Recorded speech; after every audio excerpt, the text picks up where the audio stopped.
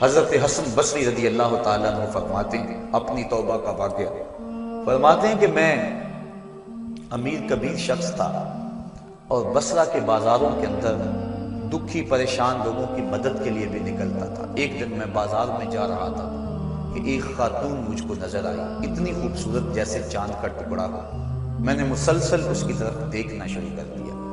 اس نے کہا اما تستحی، تجھے حیا نہیں آتی، مجھے دیکھے جا رہے ہو؟ کہتے ہیں میں نے کہا ممن، کس سے حیا کر؟ تو اس عورت نے کہا فمن یعلم خائنۃ الاعین وما تخفی الصدور، اس سے حیا کرو جو دلوں کے بھید جانتا ہے، جو آنکھوں کی خیانت کو جانتا ہے، اس سے حیا کرو۔ کہتے ہیں یہ بات تو بہت بڑی تھی، لیکن اس کا حسن ایسا تھا کہ مجھے اس کے باوجود اس کی طرف رغبت رہی اور میں مسلسل اس کو دیکھتا رہا۔ اس نے پھر مجھے کہا کہ کیا معاملہ ہے کہ تم میری طرف دیکھنا چھوڑتے نہیں ہو، کون سی چیز پسند آئی؟ تو کہتے ہیں میں نے اس کو کہا کہ تیری جھیل سی آنکھوں میں ڈوبنا چاہتا ہوں اور یہ میرے لیے ایک باعث کشش ہے۔ اس نے کہا تم رکو، شاید تمہارا مطلوب پورا ہو جائے۔ میں وہاں رکا اور وہ اپنے گھر چلی گئی۔ تھوڑی دیر کے بعد اس کی خادمہ تشت کے اوپر کپڑا ڈالا ہوا ہے اور میرے طرف بڑھایا۔ کہتے ہیں میں نے جب کپڑا اٹھایا تو اس کے اندر اس کی 2 آنکھیں تھیں اور اس کے اوپر لکھا ہوا تھا کاغذ کے ٹکڑے پہ لا ارید عینا یفتتن بسببھا احدا، میں ان آنکھوں کو رکھنا ہی نہیں چاہتی جس کی سبب سے ایک مومن فتنے میں پڑ جائے۔ کہتے ہیں کہ میں نے اپنی داڑھی کو پکڑا اور زاروں کے تار رونے لگا۔ میں نے کہا اے حسن بصری، تو اس عورت سے بھی گیا گزرا ہے؟ اتنا خوف اس کے سینے کے اندر؟ کہتے ہیں میں داڑھی کو پکڑ کے زاروں کے تار رویا اور گھر چلا گیا۔ ساری رات میں نے توبہ میں گزارا۔ جب صبح کا سفیدہ طلوع ہوا میرے دل میں خیال آیا جس نے اپنی آنکھیں مار دی اس سے بھی تو معذرت کر رہا ہوں، اللہ سے تو معافی مانگی۔ کہتے ہیں کہ میں صبح اٹھا اور جب اس عورت کے گھر کے دروازے کے قریب پہنچا تو اس کا جنازہ نکل رہا تھا۔ میں پھر بڑا پریشان ہوا، واپس آیا، سارا دن مشکل میں گزارا۔ رات جب میں سویا تو وہ عورت مجھے خواب میں ملی۔ میں نے کہا کہ مجھے کوئی وصیت کرو، تو اس نے کہا اذا خلوت فاذکر اللہ، میں تجھے وصیت یہ کرتی ہوں جب تم تنہائی میں ہوا کرو تو اللہ کو یاد کیا کرو۔ وَإِذَا أَصْبَحْتَ وَأَمْسَيْتَ فَاسْتَغْفِرِ اللَّهَ وَتُبْ إِلَيْهِ، اور جب تم صبح کرو یا شام کرو تم استغفار پڑھا کرو اور اللہ سے توبہ کیا کرو۔ حضرت حسن بصری فرماتے ہیں کہ اس عورت کا یہ عمل مجھے توبہ کے راستے پہ ڈال لیا، پھر وہ حسن بصری زمانے کے امام اور مقتدا بنے۔ تو انسان جب عبرت حاصل کرنے پہ آتا ہے تو ایسے اسباب اس کے لیے مہیا ہو جاتے ہیں۔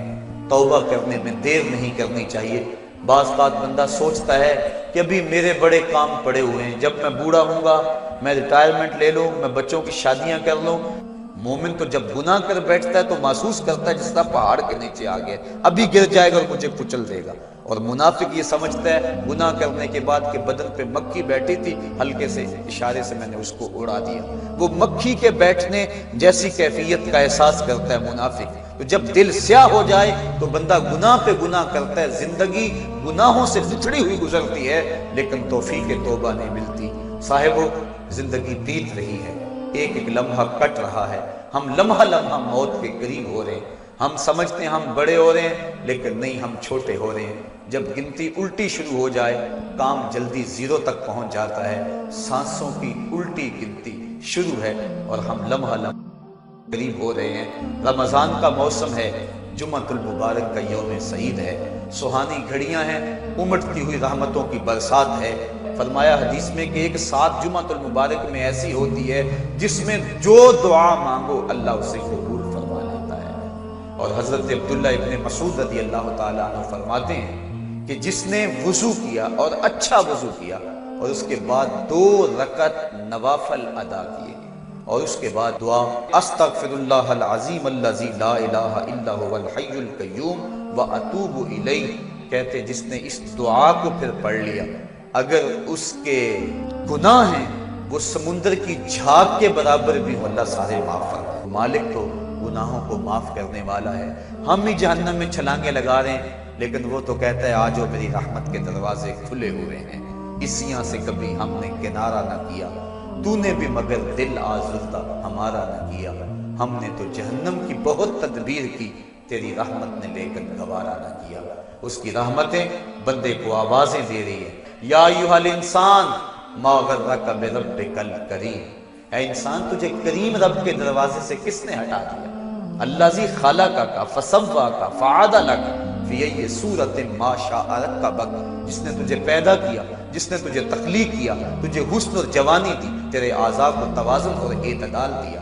ذرا دیکھ تو صحیح، ماضی کو جھانک کر کے تو دیکھ، تیرے ہاتھ تھے پکڑنے کا سلیقہ نہیں تھا، تیری ٹانگیں تھی چلنے کا طریقہ نہیں تھا، تیری زبان تھی بولنے کا اسلوب تجھے نہیں آتا تھا۔ آج تو عہدہ صدارت پہ فائز المرام ہے، آج تو ناظم ہے، آج دولت کی ریل پیل تیرے گھر میں ہے، آج تیری فوجیں تیرے پشت پہ ہیں، آج کوئی تجھے پوچھنے والا نہیں۔ لیکن ذرا پلٹ کے دیکھ کہ ماضی میں تو تھا کیا۔ اچھا پیچھے نہیں پلٹ کے دیکھنا تو ذرا آگے پلٹ کے دیکھ، پھر دوبارہ ہو وہی حالت، ڈنڈے کو پکڑ پکڑ کے چلے گا، پھر ڈنڈا بھی جواب دے گا، چار پائی سے لگ گیا، فالج ہو گیا۔ گھر والوں نے 4 دن تو بڑی خدمت کی، آخر انہوں نے بھی کام پہ جانا، پھر بیویوں کے سپرد کر کے چلے گئے، کتنی دیر خدمت ہوگی؟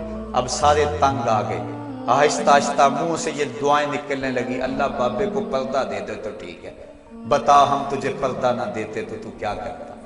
ہم نے زندگی دی، یہ بھی ہمارا احسان، اب تو اس حالت میں ہے کہ تیرا دھڑ مارا گیا، چارپائی پہ لگ گیا، بولو براز اوپر، مصیبت بن گئی، گھر والے بھی تنگ، تجھے اندر سے نکال کر برآمدے میں رکھ دیا کہ بابا کھانستا ہے، بچے ڈسٹرب ہوتے ہیں، جراثیم پھیلتے ہیں، اب تجھے باہر رکھ دیا گیا، تو اپنے آپ سے تنگ آ گیا۔ ڈاکٹر کو کہتا ہے لگا زہر کا ٹیکہ، ڈاکٹر زہر کا ٹیکہ بھی لگائے، بتا تجھے موت نہ آئے تو کیا کرے؟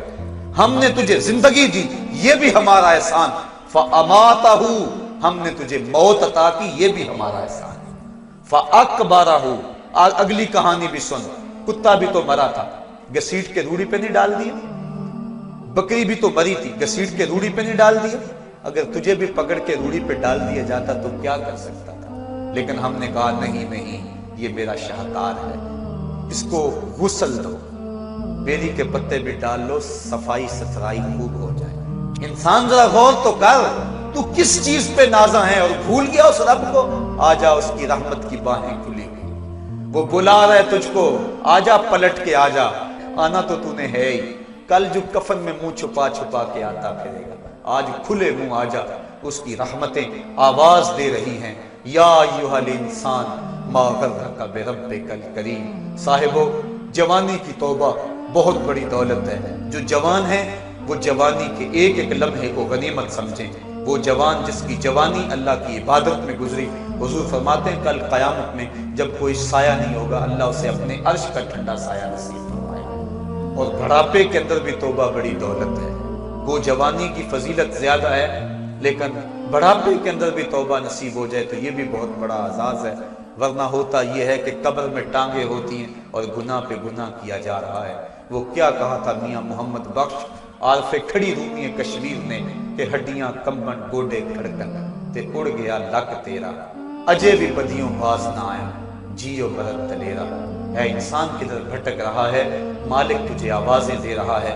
کبھی بھاگے ہوئے کو بھی یوں آوازیں دی جاتی، کبھی در چھوڑ کے بھاگنے والوں کو بھی یوں بلایا جاتا ہے، لیکن کہتا ہے توبوا الی اللہ، آ جاؤ، میری رحمت کے دروازے کھلے ہوئے ہیں، ابھی مغرب سے سورج طلوع نہیں ہوا، میرے بندے جب تو توبہ کا ہاتھ پھیلائے گا میں تیرے گناہ جو ہیں وہ فرشتوں کے خیالوں سے بھی مٹا دوں گا، نامہ اعمال سے بھی مٹا دوں گا، جو زمین گواہ بنی ہے وہ بھی گواہی دینا بھول جائے گی، تیرے اعضاء بھی بھول جائیں گے، گناہ تجھے بھی یاد نہیں رہیں گے، اور ان 4 گواہوں کو یاد نہیں رہیں گے۔ کل قیامت کے دن جب رب کے حضور ملے گا تو کوئی گواہ تیرے گناہوں کا موجود نہیں ہوگا۔ آ تو صحیح، جھولی پھیلا تو صحیح، ہم تو مائل بکرم ہیں، کوئی سائل ہی نہیں، ہم تو مائل بکرم ہیں، کوئی سائل ہی نہیں، راہ دکھلائیں کسے، کوئی رہ روے منزل ہی نہیں۔